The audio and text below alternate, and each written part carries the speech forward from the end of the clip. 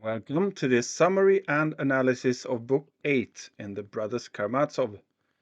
This book is called Mitya for a reason, since it focuses on Dimitri again. He is back after being gone for about 200 pages of the novel. Dimitri's desperation grows as he realizes that Grushenka won't be his until he settles Katerina Ivanovna's debt. He conceives a desperate plan to get the money he needs and storms to his old love's protector, Samsonov, begging for 3,000 rubles in exchange for rights to a property that might be granted by Fyodor's possession. So he is trying to sell his father's land.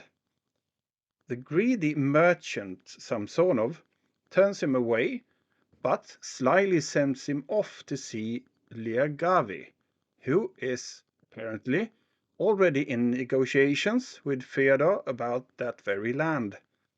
With fate quickly closing in, Dimitri races against time, desperately hoping that he can solve his problems before it's too late.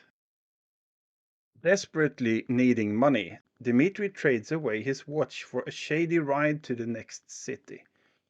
His desperation turns to defeat when he finds the merchant Liagavi is too drunk to make any deals. So Dimitri must wait until tomorrow. He meets the same fate in the morning. The man is still too drunk. Samsonov of course knew this and is probably laughing while Mitya is left with a severe headache. Mitya feels stabbed by the future. He returns home, rejected and humiliated, when Madame Koklakova refuses to lend him money and instead suggests he should mine for gold. Out of options, Dimitri makes his way to Grushenka's house, only to be met with silence. He knocks and knocks, but the servant won't tell him where she is. With no answers, his anger boils over and he stomps back home. He's beating his chest and he's planning his suicide. He then goes to look for Grushenka without succeeding and grabs a brass pestle on his way out. Peeking through a lit window, he expects to find Grushenka in his dad's arms, but only sees the father pacing back and forth. Oh, how he hates his father's profile. To make sure Grushenka isn't there, he taps their old secret signal at the window. And then he can relax, since it's only the father opens it and confirms that Grushenka isn't with him. Grigory, the old servant, spies Dimitri as he exiles from the garden and scrambles to intervene. Determined to keep Dimitri from Grushenka, he attempts to grab him, but Dimitri bashes his skull with fury with a brass pestle.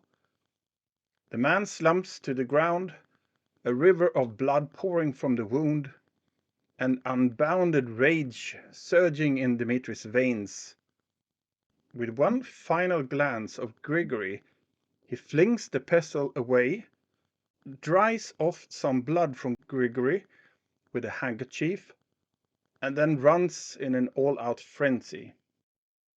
Desperate to find Grushenka, he interrogates her staff until he discovers her whereabouts in the arms of her old flame.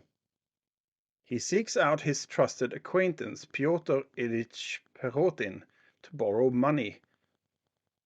But Pyotr notices that his clothes are saturated with blood. In a mad dash, Dimitri spends 300 rubles on food and wine before galloping towards Grushenka's location with a wild look in his eyes. It's time for the party of a lifetime.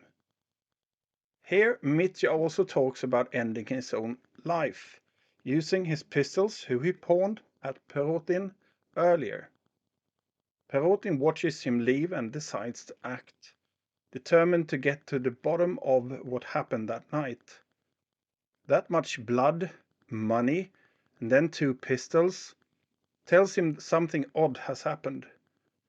Mitya denies anything serious has happened, and that's because he is afraid he might have killed Grigory.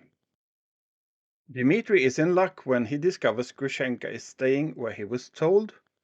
He rushes to her room and greets her, only for her to be taken aback by the surprise.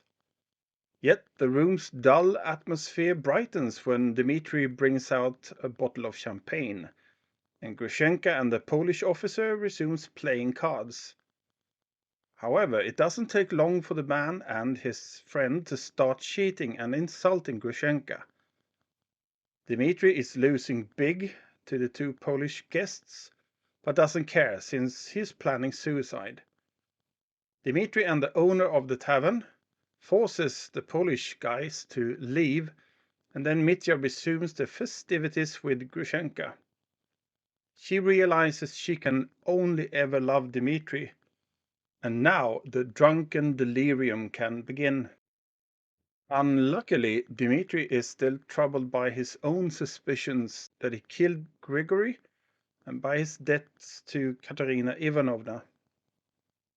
As Grushenka and Mitya finally discuss their future together, they are interrupted by a group of officers who charge Mitya with patricide and put him under arrest. When analyzing Book 8, Mitya, of the Brothers Karamazov, the book surely speeds up.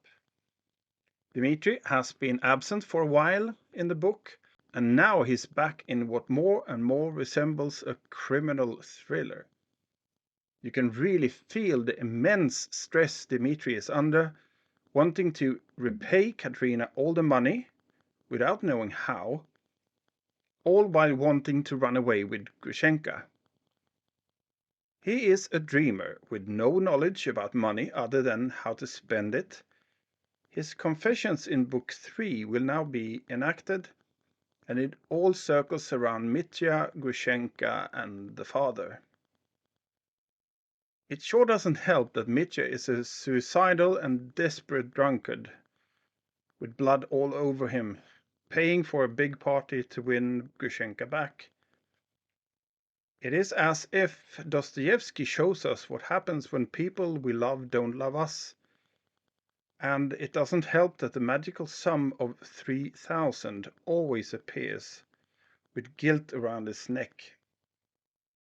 As with Ivan earlier, Mitya is talking about ending his life, but they do it from two very different angles. Ivan has thought long and hard about the injustice in the world and rationally thinks about handing in the ticket. He can't stand living in a world that is so unjust and cruel, especially towards children. Mitya, on the other hand, is more focused on what he single-handedly has created for himself. He is lying to people, not keeping his promises. He's closing in on an economic collapse instead of inheriting much money, and he is desperate. He can't stand living in a world where his actions and the result of these actions are so far away from who he wants to be.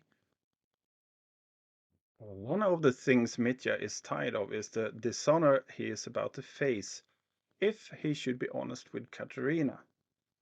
And it doesn't help that he tries to convince Madame Koklakova to lend him money, knowing she doesn't like him much.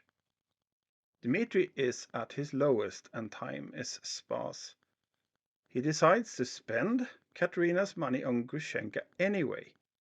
Mitya will do anything to be saved, but he is also fully consumed by the dream of Grushenka becoming a reality. Grushenka and Mitya find each other, finally, and she tells him they can't have sex there, but should wait for a nicer place later. More honestly, she is probably also afraid to be raped by Mitya, who is a big man lusting for her, but here also severely drunk and suicidal. It's not the ideal bed partner. Mitya's father is found dead, and Mitya is suspected of this given his mental state and being covered in blood. But this is, as we know, blood from Gregory after Mitya hit him with a brass pestle in his father's garden. And regarding the brass pestle, Robin Feuer Miller writes something wise. This fraught Freudian Oedipal moment, illuminated by slanting lamplight, creates a shocking phallic icon. The young son drawing his pistol from his pocket to do battle with his father. Mitya prays to God to save him, but here he stands with the police and so close to winning Grushenka's heart. Fooled by life again, he feels. And the epigraph, John 12:24, is central here again. As for Alyosha earlier, ideas must die to give new life to other ways of thinking, living, and acting. Mitya's whole life screams at him to turn his wrongdoings into good deeds for others. But so far, Mitya hasn't listened.